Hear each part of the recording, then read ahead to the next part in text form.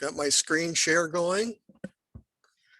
And this is our training for new vendors this year.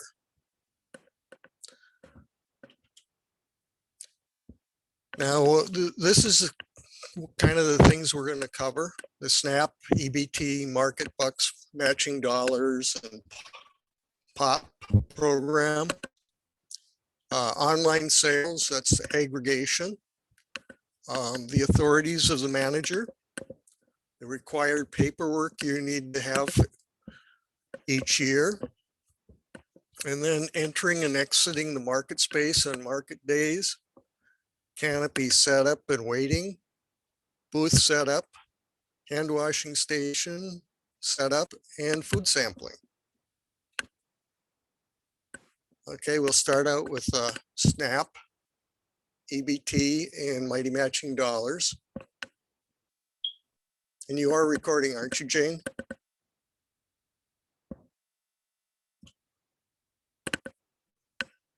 Okay. The SNAP stands for Supplemental Nutrition Assistance Program, formerly known as food stamps. And hopefully you've all had a chance to watch this training video, which covers the overview of the program. Did everybody get a chance to do that? I hope did. so. I did. And if you have any questions, you can ask them anytime. Okay.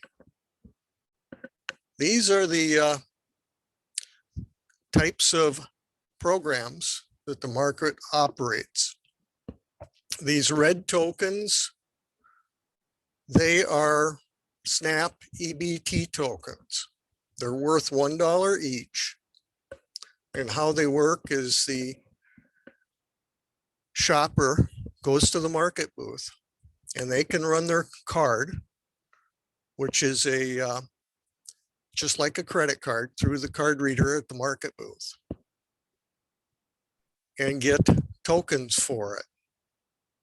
And the tokens can be spent on any SNAP food eligible items, which are your foods, food producing plants. You cannot give change for them. That's one of the restrictions. And you cannot give them back to anyone as change.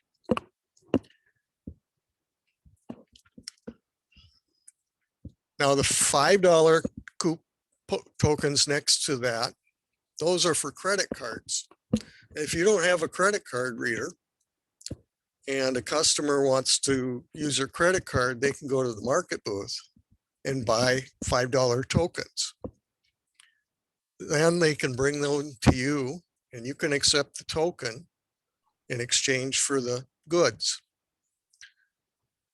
If their purchase is less than $5, you give them change. You do give change on the credit card tokens. Next to that, we have the POP cards. Now the design and colors may vary slightly from year to year, but the POP program is a Power of Produce program. And kids who sign up can visit the market, go to the market booth, and get a $2 coupon every time they visit.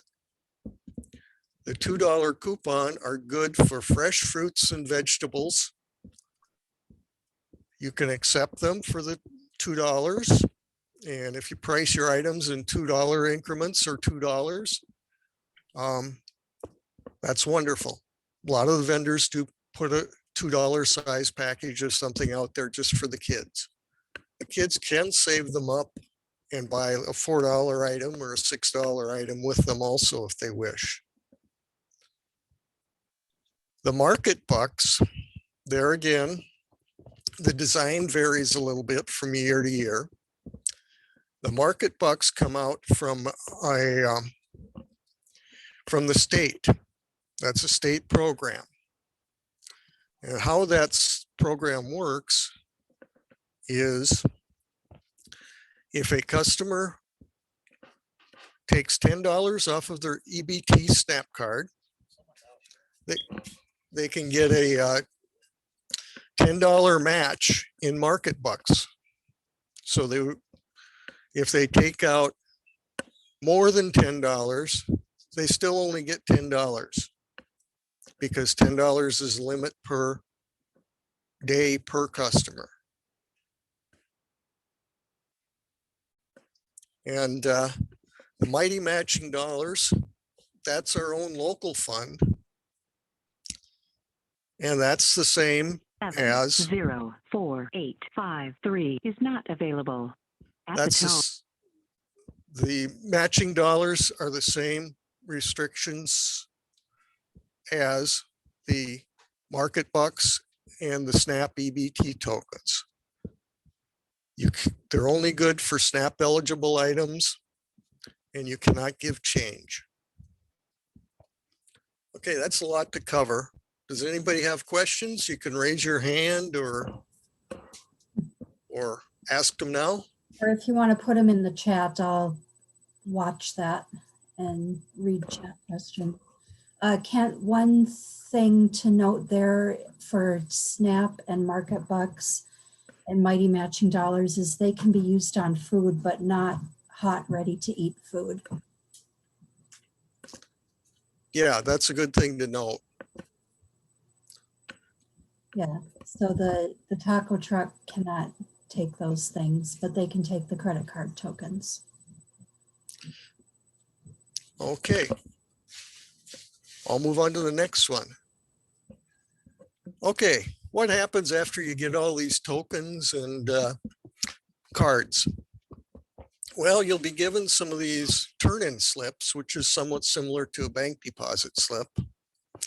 Fill in your name and the number of tokens, the number of matching dollars, market bucks, and pop cards. Total it up, and then you turn it in at the market booth. When you turn it in, the staff in the market booth will check it and make sure the total's right, matches, and then they'll write out a receipt for you. And you'll get a copy of the receipt, and the market will keep a copy. Twice a month, the market issues checks to you for what you are owed. This is an example sheet from a couple years ago. And there's different columns for the green tokens, the red tokens, the matching dollars, market bucks, pop dollars. And the checks are issued after the end of the month and after the 15th of the month.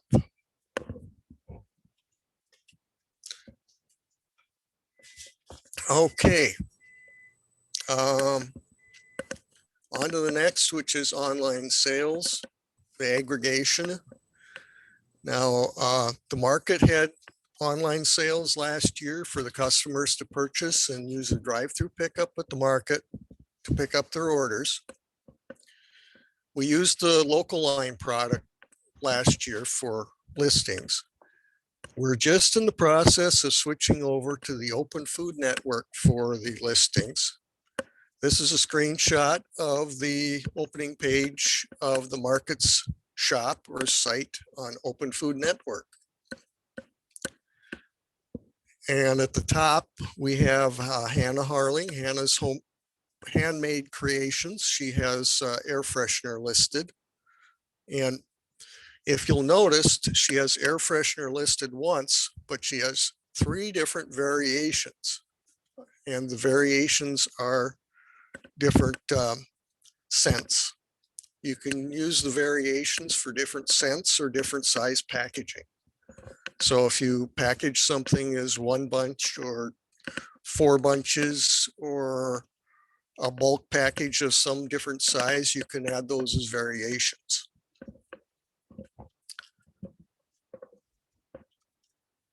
Moving on to the online shop, those sales are recorded and added to your check so that each time you get a check, you'll get paid for the online sales also. The market does put a markup on the online sales in order to cover the costs of running the program. And that is added in on the prices listed on the online shop. So you don't have to worry about that. You just get the products listed yourself. Okay, Open Food Network, just an overview of that, short overview. They have a map. If you click on map, it'll bring up a page. And the easiest way I've found to get to Grand Rapids site and the producers in the area is just put 55752 in the search, or 55744, excuse me, in the search box. That'll ask you, give you the option of choosing Grand Rapids, Minnesota.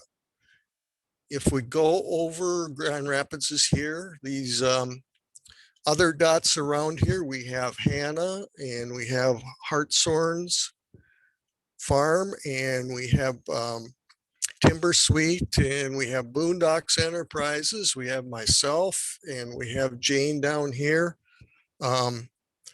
Amanda and Allison, they're just off the bottom of this map a little ways. So they're all available to see.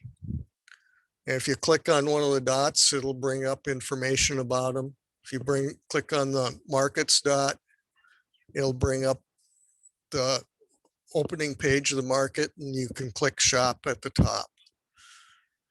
Okay, next slide is, okay, aggregation online sales. I've explained kind of how it works. The benefits are, last year, there was over $40,000 in online sales. And that went out to the vendors. What does it cost? The overhead is costly because there's a manager that runs the hub online shop in paid salary. And the market charges is 25%, and that 25% also helps cover the cost of being able for the customers to use a credit card. It's set up to use PayPal, use a credit card through PayPal, and they charge 2.9% plus 30 cents a transaction. Cottage foods, I should cover that a little bit. Cottage foods cannot be sold through the online platform. They can be advertised though. Cottage foods, the way we work around that is to have the price listed as 0 on the site with a disclaimer saying cottage foods must be paid for and picked up directly from the vendor. They can order it through the online platform, but they have to actually pick it up from the vendor at the market and pay for it there. I'll move on how to get started with Open Food Network to sign up as a supplier. I should go back a couple slides to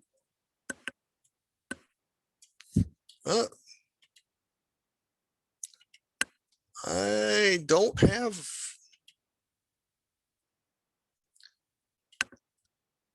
Okay. I thought I had a slide with the Open Food Network. Hey, I can show it to you quickly another way. I'll share my screen. Okay, here's the Open Food Network homepage. Address is openfoodnetwork.net. At the very bottom of the page, it says register here. Interested in selling through the Open Food Network, you click the register here button. Brings up a form to fill out and get registered. Once you get registered,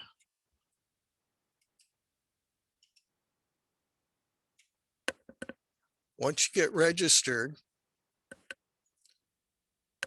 you would click login. Once you go to it, it'll log you in. At the top, it will give you a menu where it says profile. You click on profile, directly below it, administration, and that'll bring up your dashboard. The dashboard is where you can manage products, and that's mainly what you'll be interested in. There, you click the Manage Products button, and there's a form to add products. This is and in order for your products to be listed once you have them entered, you have to give the Grand Rapids Farmers Market permission to list them. So in order to do that, you go over to the Enterprises tab, and directly below where it says Dashboard, it says Permissions. You click that, and it brings up this page. You select your farm or site or shop in the box on the left here, and in the box on the right, you select Grand Rapids Farmers Market. And then you have to, at a minimum, check these three boxes, which are giving permission to add to the order cycle, giving permission to manage products, giving permission to add products to the inventory. You could check the everything box, check all the boxes. And once you're done, the market can then add your products to the shop, to the online store.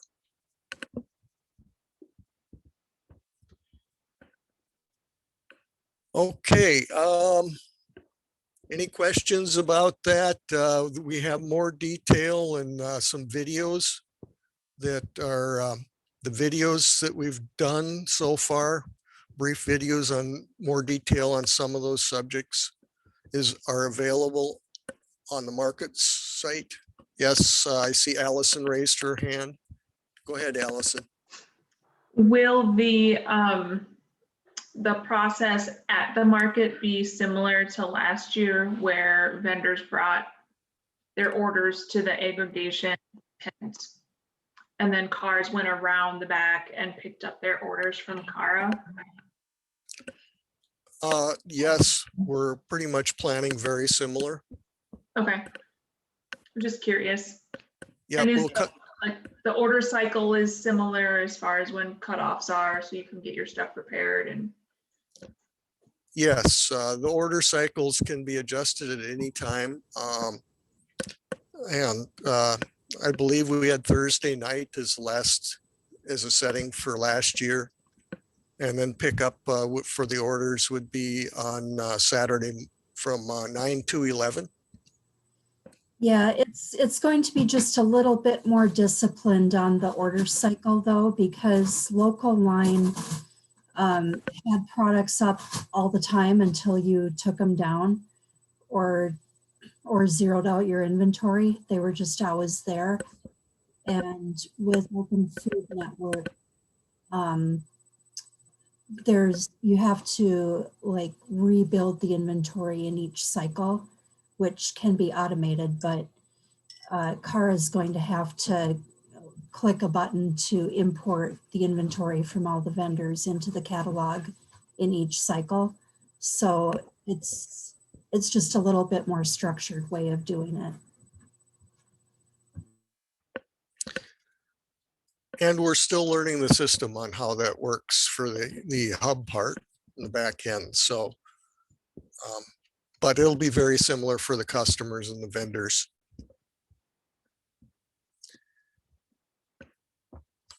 All right.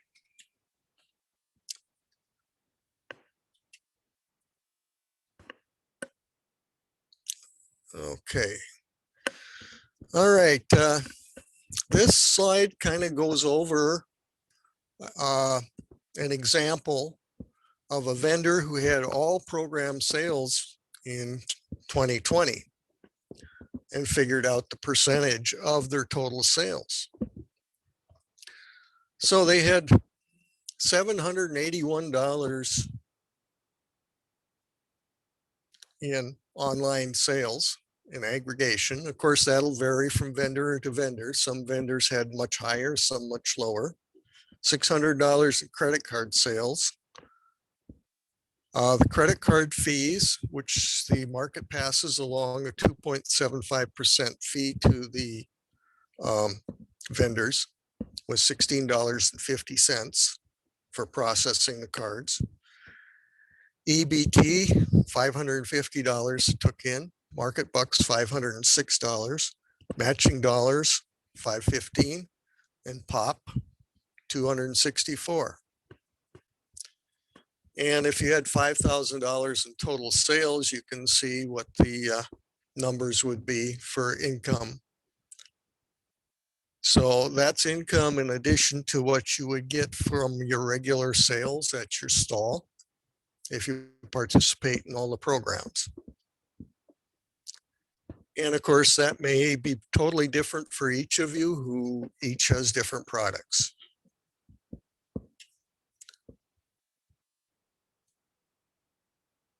All right, what does it cost to attend the market? Costs $100 for your membership, daily space fee of $10 per space. You can use more than one space if needed. If you need run a refrigeration, $2 for an electrical charge. So if you attended 40 markets for the space, one single space would be $400. And if you go down to the income, if you attended 40 markets and sold $100 a day, that would be $4,000 you take in for the season. So it's about 10% there. But if you attended 40 markets and sold $200 a day, that'd be $8,000 for the season. So that would be about 5% of your sales would be the cost for the space fees. That's pretty self-explanatory. Okay, the market manager is the ultimate on-site authority. So they can tell you what you need to do if they see something that you need to be doing. Make sure you're following the rules and regulations that are required. They direct you where to set up each day you come. They need to be notified ahead of the day you show up. So don't just show up without letting the manager know, and let them know how many spaces you need and anything else that might be required. All right, the required paperwork for the market. The market needs to get an ST19 from all vendors. This is a state mandated sales tax form. And I have heard of the state checking to see if different organizations have that form on file. If not, they can be fined. The code of conduct, that's just your agreement that you're going to behave yourself. Membership form to keep your information up to date. Copies of licensing, cottage food registration, or any others. And then we have an agreement to sign regarding the SNAP EBT tokens.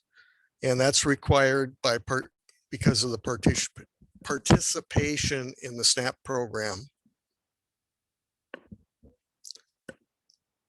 Entering and exiting the market space on market days.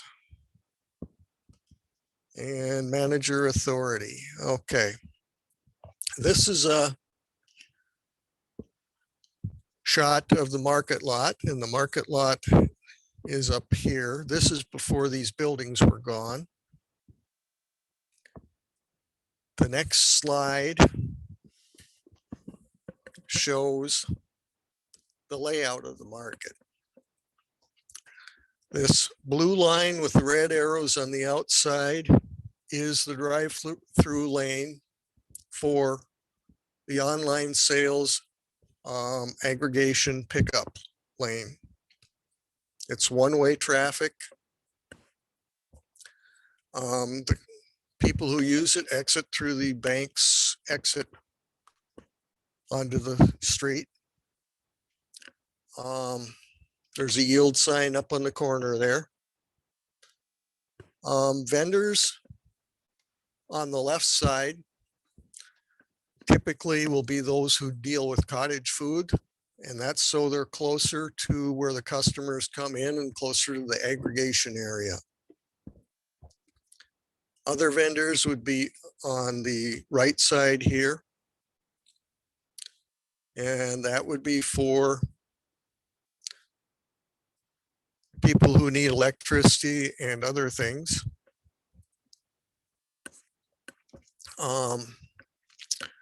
This doesn't show the space 100% accurately. There is some very limited space in the back of the lot here for extra vehicles to park.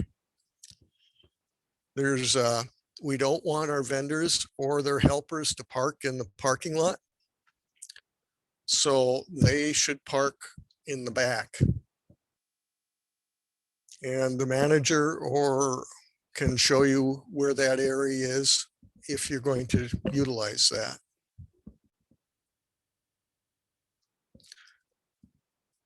Canopy setup and waiting. Yeah, Kent, you want me to take over now and you can rest your voice for a little bit? Sure. Okay. All right, I've got a puppy who's taking papers out of a box for me here. So if I disappear for a second, I'm interrupting her. All right, so canopy weights are a really important thing at the market. We've had a number of incidents where canopies were weighted improperly or not weighted, and we've had over incidents, which can be dangerous because once a canopy with those metal legs blows over, you know, it can break. Then there's some really sharp edges. And as our former manager, Bill Bootang, would say, you know, if your canopy blows away on you, it's going to hit the most expensive car in the parking lot. You just know it. So, so here are some examples of some different kinds of canopy weights. Next slide, Kent.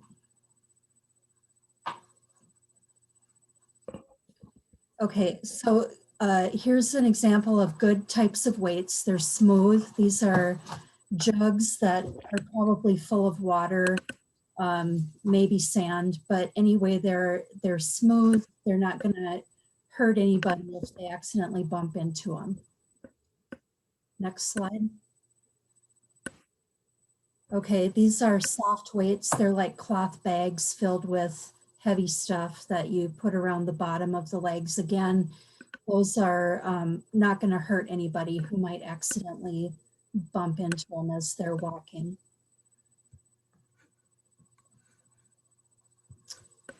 This is bad, no weights at all. That canopy, if there's a gust of wind, it's going. So you must weight your canopies. Next slide. And these are also bad. There's a cinder block there in the corner. Hard, rough edges. A little kid running along who isn't paying attention and bangs into that is going to hurt themselves. You know, the elderly person with limited mobility who trips on that is going to hurt themselves. Don't use the rough cinder blocks. Your canopy weights should be heavy, you know, 45, 50 pounds per corner isn't a bad idea because that market spot that we're in is kind of like a wind tunnel. If you have a vehicle where you've got like maybe a hatchback car and you can put up the hatchback and attach your canopy, one end of it to your vehicle, that's fine, but then you need to weight down the other end of it. So just attend to that. And we emphasize it because we've seen some disasters at the market. Next slide. Okay, booth setup. Make it pretty.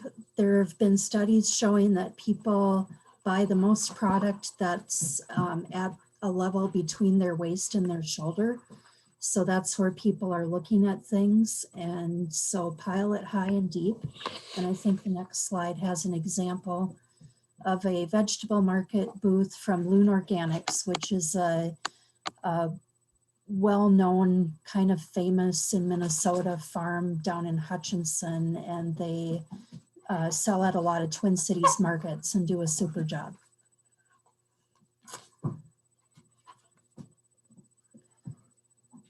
Hand washing stations set up. So the market has several hand washing stations available that are set up around the area, including by the porta potty and by the market booth. But if you're selling produce or baked goods, it's not a bad idea to have your own hand washing stations so that you can keep your hands clean during the day. And this is an example of a really simple one. This is really all you need. Total cost of this one is about $50. There are some other handmade versions out there that are also really inexpensive, but the basic elements are a water reservoir with a flip type spigot so that you can rub your hands together in the stream of water, and soap, and a bucket for wastewater, and a bucket for trash, and single-use disposable towels. And that's it. Food sampling is not going to be allowed at the Grand Rapids market during COVID because any food consumption in the market would require a dedicated roped off area with seating and spacing and a person number cap on it. So the market has decided not to allow food consumption in the market during COVID because we really don't have the space to allow that. But in the future, when it's allowed again, you can do food sampling. It would be exempt from any licensing, so you don't have to have a license, you can just do it. But you do have to have a hand washing station, and then the sample sizes that you give out have to be less than 3 ounces and must be served in single-use disposable serving containers. And also you can't allow people to serve themselves. Like you can't have a jar of jam open and a spoon in it and let people spoon it out themselves. You have to create the sample and hand it to people. So I think that is about that, is it not? Pretty much. I'll stop the share now and we can open up to question and answer. Okay, yeah, I'll show off the puppy in a minute. Christy has 5 Chris, buckets available. yep. And Christy, do you want to say a few words since you're going to be starting out as manager? Well, hi, y'all. I know I've met Allison, and Mary is actually my neighbor, and I'm anxious to meet the rest of you. And I've been at market a number of years, but I've never managed, so bear with me. I will do my best, and yeah, hopefully we have a great year. So thanks, Christy. It's great to have you filling in. I was happy to see that I knew the name of the person. That was. Are you volunteering or voluntold or? Well, I'm just hopefully we will find somebody and I can go back to, just doing my usual thing, but just kind of gonna fill in because there's a need, and keep spreading the word, and hopefully we can get somebody that will take over and do a much better job than I will, but Oh. Well, thanks for stepping up. Us new people are gonna need you. well, Yes, thank you. thank you. Thank you. So are we gonna get your phone numbers? Because we need to call you Sure. the Well, night before or the day right. before? So before I had signed up for this, Don Meliason had volunteered to do this, and I have a limited laptop right now. Everything kind of died on us over the winter, so I'm sharing with my kids, which gives me limited time. And it's too hard to message y'all from my phone. So for the beginning, we're just gonna have you guys message Dawn Meliason, which I think, did Dawn share her info? No, but I gave her the list of all the vendors, so she has everyone's emails. So she's going to Okay. be sending out an email to respond to. Right. So just, watch your emails the night before and then message her. And Dawn and I have great communication, so she will be forwarding that to me. And eventually when I get on my feet a little bit stronger and get my own laptop, which is soon coming, then we might be able to switch that over, and but I'll keep you all posted. So. But I can certainly I'll put my phone number in the chat. And then you will have that in case you need to call for whatever reason, if you have a last minute cancellation or something. Okay, there it is.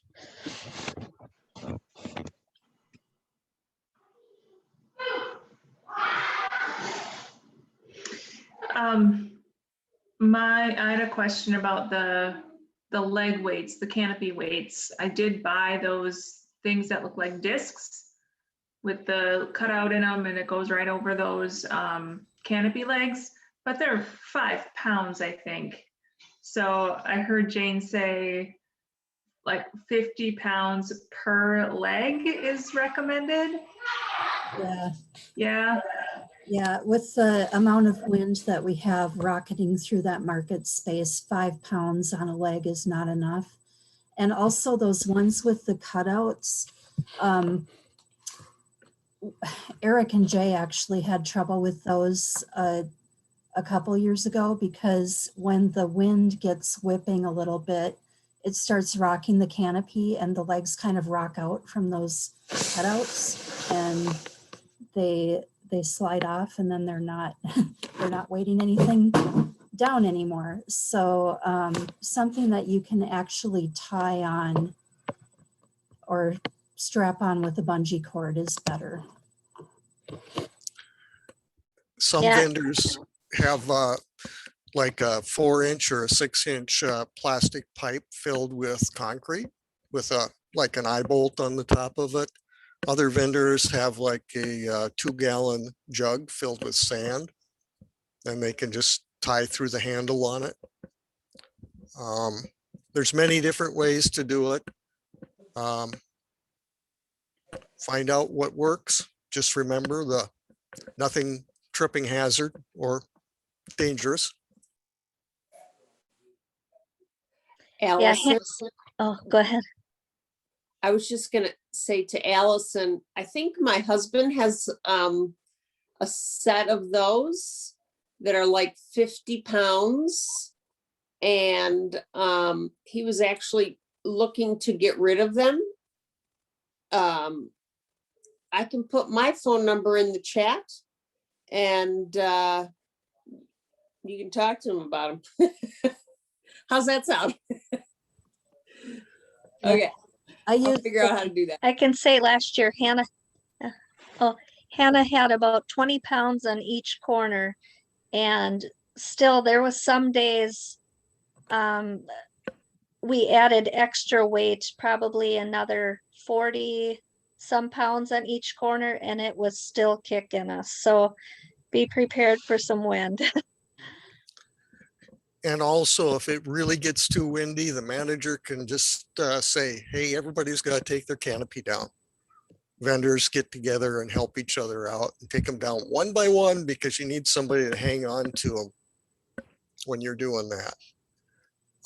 Yeah, what I use is about 20 to 25 pounds to start with, but I have an extra set of them along. So I'll strap the regular ones on to start with. And if I need more, I'll add more.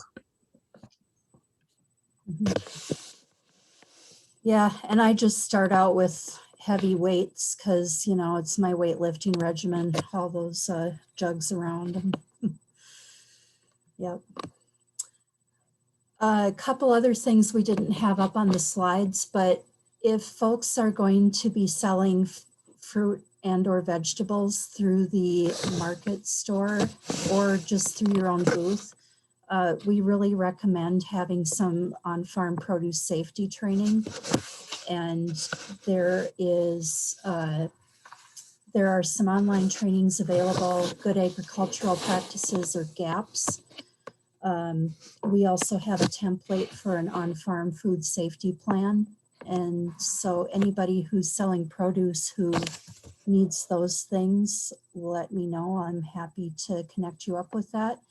And then for those who are selling eggs, there are some protocols required for eggs to be sold at markets. So Amanda is familiar with that already, but Colleen, I'm not sure if you are. So there is a registration form with the Minnesota Department of Agriculture that is voluntary. It's not mandatory, but you know, there are some benefits to being registered, because then if you wind up wanting to sell to a restaurant or grocery store or something, you have that piece of paper to show them that you're registered. And then eggs to be sold at. I just go to USDA and I can probably find it. It's not USDA, it's Minnesota Department of Ag. Okay. Yeah, I can send you the link. And Okay. eggs to be sold at market must be clean. You can wet clean them, but you can't immerse them in water. So, so I do have an approved protocol written up. Okay. Okay. Allison, you're going to be selling eggs too? Possibly. I can't remember if I put eggs on my farmer's market registration, but I would like to know how to register, because I could be selling in Aiken or something like that too. So Okay. I have you actually shared the protocol with me last year that you had. It was very helpful, but I would like that MDA link when you get a chance. Yep, I'll send that to both of you then. And then eggs being sold out in public do have to be cleaned, candled, graded, packed, and labeled. If you're selling them right off your own premises and people come to your place and get eggs, you don't have to do any of that. You can, you know, have them in an ice cream bucket dirty for people if you want. But if you're selling them at the farmer's market, they do have to be all of those clean, candle graded, packed, etc. So there, I'll just send both of you the fact sheet, and I'll send it to Amanda too, just in case you don't already have it. But it's called Selling Minnesota Shell Eggs, and it goes through all of that.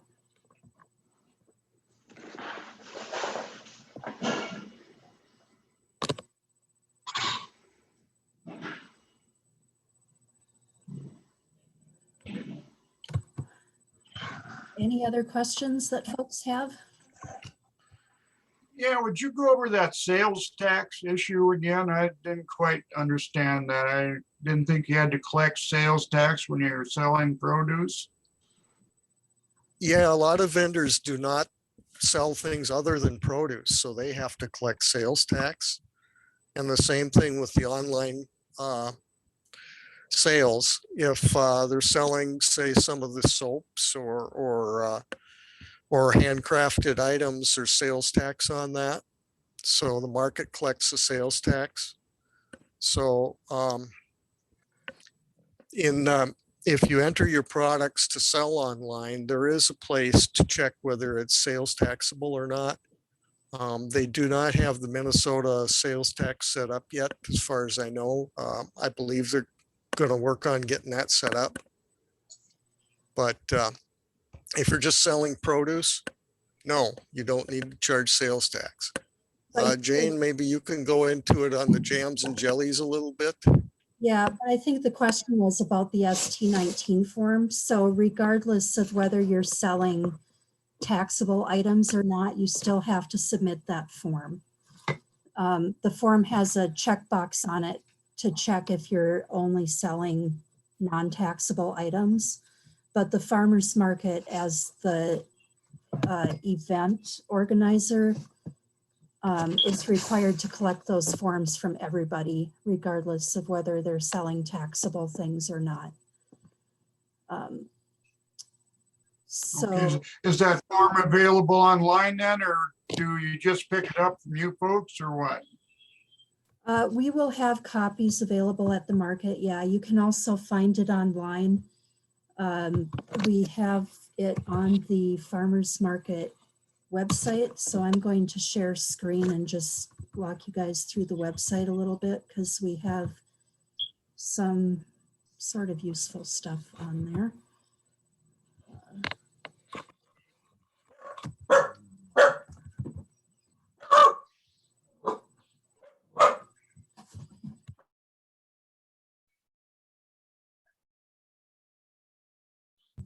So this is our Grand Rapids Farmers Market website.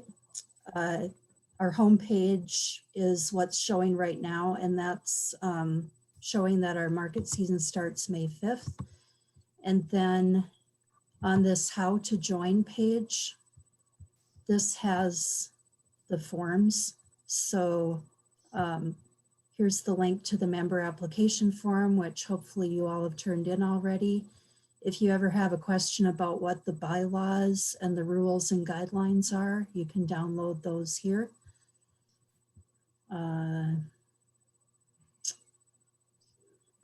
Okay, here's the Sales and Use Tax Certificate of Compliance, Minnesota Tax Form ST19. That's where you can download that form. And I'll just show you what it looks like. Okay, so it's pretty simple. This one is pre-filled in with the Grand Rapids Farmers Market as the event organizer. And then you'd put your name of your business here, your address, your Minnesota tax ID number if you have one, describe what you plan to sell, check this box if you're only selling non-taxable items like produce, and then sign it and turn it in, and that's it. It doesn't go anywhere else. The market just keeps it on file, but we're required to have it from every vendor and keep it on file. We do have this Canopy Safety 101 guide that's linked on the how to join page. This is from Washington State, but this kind of goes through best practices.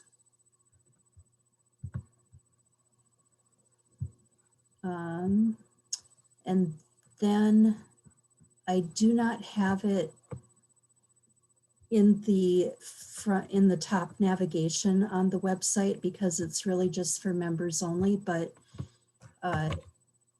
we have the 2021, spring 2021 information for vendors page.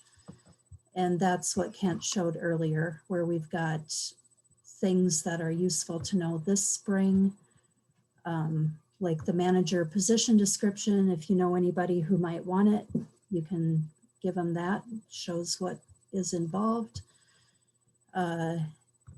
Kent's email for paying your $100 membership fee, which needs to be paid up pretty soon. Got online versions of the membership application and code of conduct form. And then these videos about the Open Food Network and how to add products and make them accessible to the hub. Link to the SNAP training video if you need to find that. So all of those kind of current important things are on this page.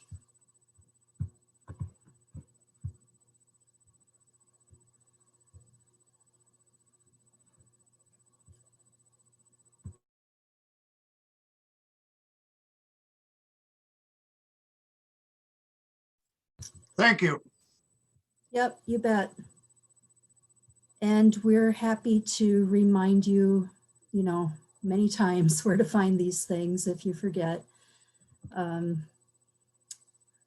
Yeah, there's a lot of stuff to try to remember.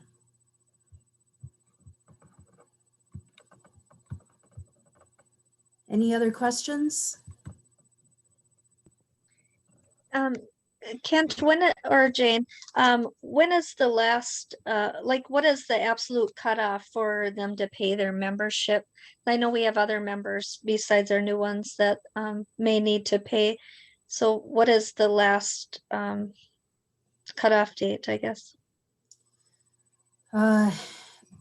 We really want people to be paid up before the market season starts. I mean, sooner the better, but we need to see that puppy, I think.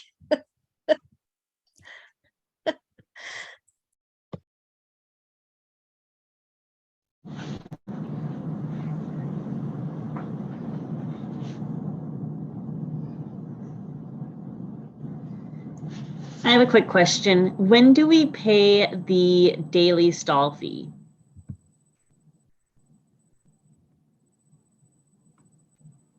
Christy, do you want to handle that?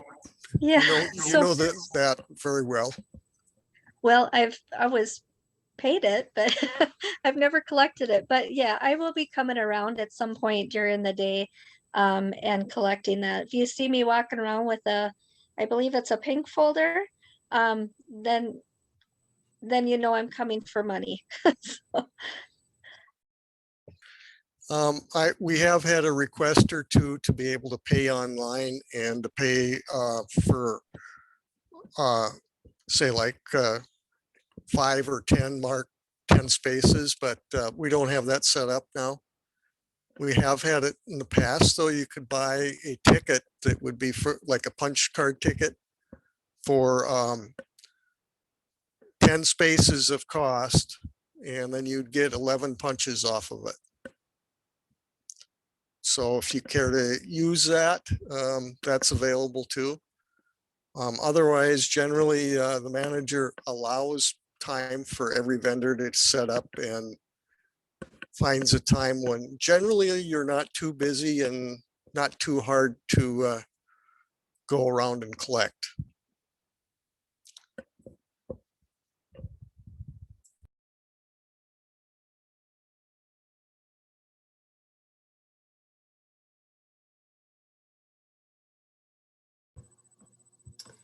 yeah, I think just a couple other things to keep in mind are, you know, the market day gets kind of long. It's 5 hours of selling time with setup and takedown on either side. So remember to bring snacks and something to drink so you don't get dehydrated or low blood sugar. We've had those things happen in the market, and heat stroke, and, you know, so take care of yourself.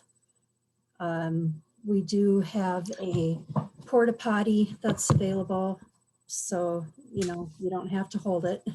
And the hand washing stations, so avail yourselves of those, and just, you know, just do the things that you need to do to be okay, because it's hard work, and there's no point in making yourself physically uncomfortable. So yeah, take care of yourself. And a couple more things that came to mind just now was that the last information we had about the COVID requirements was that even vendors who are going to eat and drink are supposed to do it seated. You can do it outside of your market booth. Don't do any eating or drinking right in the booth. And Yeah, the other thing is that vendors are expected to be at market and into their assigned space by 8 o'clock. No late arrivals. mhm, And generally, you'll stay until the end of the market unless there's an emergency or something. Then that's dealt with. But otherwise, you're expected to be there for the entire market hours. yeah. We do have a few vendors with product that sells out. That happens occasionally, like with the apple people in the fall. Sometimes they'll sell out of all their apples and then, you know, they can leave because otherwise they're just hanging around in an empty stall. But generally, yeah, I mean, if you've got a funeral to go to, of course, we'll let you go. If you're out of product, we'll let you go. But otherwise, we don't want to have big gaps in the market because people just got tired of being. And that's something if you know you're going to be leaving early or think you might be, you always want to let the manager know ahead of time so that they can park you on a spot where you can leave the market without disrupting the market and to be in a safe manner. Mhm. So there are certain spots in the market where it's not hazardous for someone to leave early if they have to. Just keep that in mind.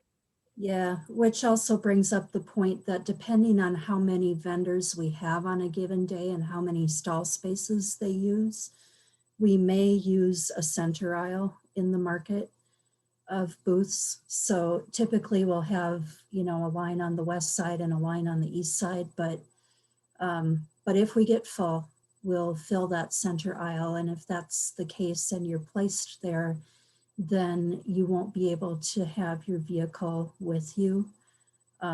So, you know, you'll have to unpack, drive the vehicle to a parking place and then come back and do your setup. And that brings up another thing that if you are in the center aisle or if you're unloading and setting up, part of the rules are that there are no food products can be set directly on the ground unless they're in a waterproof container, at least 6 inches high. And there is a couple pallets there that a vendor can take and bring over to temporarily set product on while they're setting up. Just bear that in mind. That's part of the food rules. So if you bring product in a cardboard box or a wooden crate and it's not waterproof, that's not copacetic to set it on the ground. And if vendors want to get things up off the ground for display purposes, a lot of times they'll take empty containers and set on the ground and set the full ones on top. Yep. I just wanted to say, sorry, Jane. No, go I'm ahead. talking over you. Okay. Go ahead. I worked with Eric and Jay with Maple Ridge Produce last year, so I sold at their booth last season. So I just wanted to say, like, somebody will watch your booth for you. If you need to sit down and eat, sit down and eat and just say, will you watch my booth, or can you just keep an eye on things and give me a signal or something? Everyone was so nice and helpful, and it was really like joining a community, and it was just what I needed too. Like in the pandemic and being isolated at home, it was just, everyone was nice. I felt safe, I felt appreciated, and so just ask, and anybody will help you or tell you, hey, this person is a great person to ask for help for that reason. So just wanted to remind you to take care of yourself, and we all want to take care of you too. Yeah, and it's actually in the manager's job description to be available to help out people who are solo operators in their booth. If they need a break, the manager can go run things for them for a few minutes while they do whatever they've got to do.